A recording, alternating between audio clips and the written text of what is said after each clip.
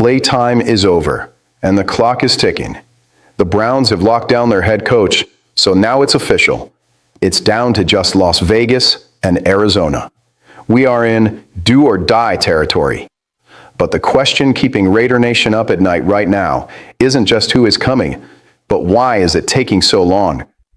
Has our ace in the hole, Tom Brady, turned into our biggest nightmare in these negotiations? Plus, the shopping list to ensure Fernando Mendoza doesn't get crushed on the field next year has already leaked. Buckle up and smash that like button right now, because today has been crazy and I'm not sugarcoating anything. Let's go. Let's get straight to the point. Davis Webb, the Broncos QB coach, was in Vegas, did the in-person interview, and left empty-handed. No contract. What does that scream to us? That our number one target is still busy trying to win a ring. Klint Kubiak, the Seahawks offensive coordinator, is the name to watch. But there's a giant problem. He's in the Super Bowl. We can't hire the guy until the game is over. And that creates this absurd vacuum of anxiety. However, insider Tony Pauline dropped a detail that changes everything. According to Pauline, we are in a dogfight with the Cardinals for Kubiak. The good news? Arizona is seen as an undesirable destination. Kubiak would much rather go back to Seattle or come to Vegas than go to the desert next door. Score one for us. The tactical fit would be a dream. This scheme is Kyle Shanahan style, perfect for our run game with Ashton Genty and designed for a pocket passer, aka Fernando Mendoza, who we're likely taking with the number one pick. Imagine Brock Bowers playing the George Kittle or Komet role. That is music to my ears. But here comes the bombshell that might be holding everything up. The Tom Brady factor. We thought having the GOAT as a minority owner would be a magnet for everyone, right? Come work with Brady, they said. The reality? It's scaring people off. Tony Pauline revealed that any coach taking over the Raiders has to accept that Brady will have an active voice in football operations. He's going to be there, looking over their shoulder, second-guessing decisions. Think about it. You're a young, promising coach, like Kubiak. Do you want Tom Brady, who has never coached anyone, second-guessing your roster or your play calling? That creates confusion about who's really in charge. The power structure is cloudy. Did Davis Webb leave without a contract because he wasn't the guy, or because he didn't want to be a puppet? Kubiak is the favorite. The fit is perfect, but he has leverage. If he feels like he's going to be walking on eggshells with Brady breathing down his neck, he stays in Seattle. Simple as that. Are we being held hostage by our own idol?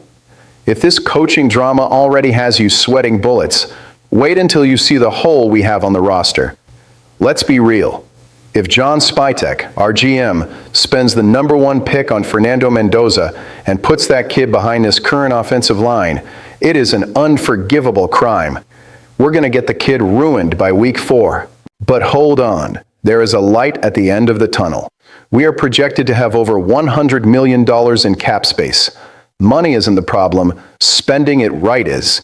And 3 names dropped today that the Raiders need to chase in free agency before the draft even happens. It's the survival kit for Mendoza. First and most urgent, Tyler Linderbaum, the Baltimore Ravens center. Guys, this man has been elite since he stepped into the NFL.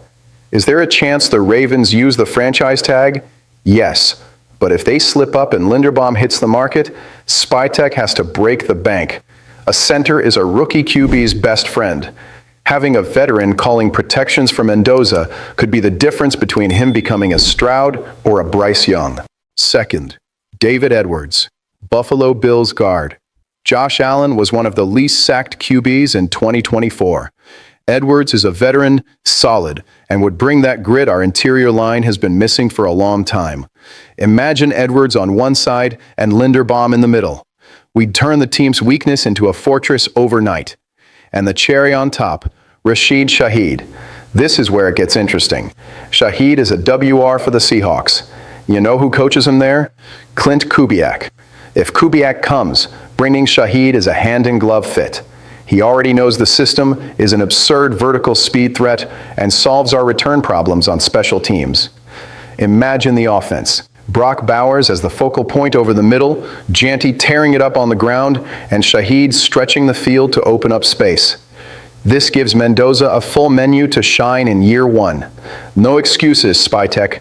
The money is there, the plan is drawn up. Bottom line, we are waiting for the Super Bowl to end to see if Kubiak accepts the challenge.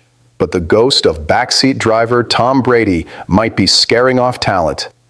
Meanwhile, the plan for Fernando Mendoza demands opening the wallet and bringing in elite offensive line talent. Now I want to hear from you, the die-hard fans, in the comments. If Klint Kubiak demands total autonomy to sign, would you prefer Mark Davis tells Tom Brady to take a back seat? Or do you trust Brady's instincts more than the new coach? Keep it real down below. I'm Ryan Miller, and I'll see you on the next bombshell.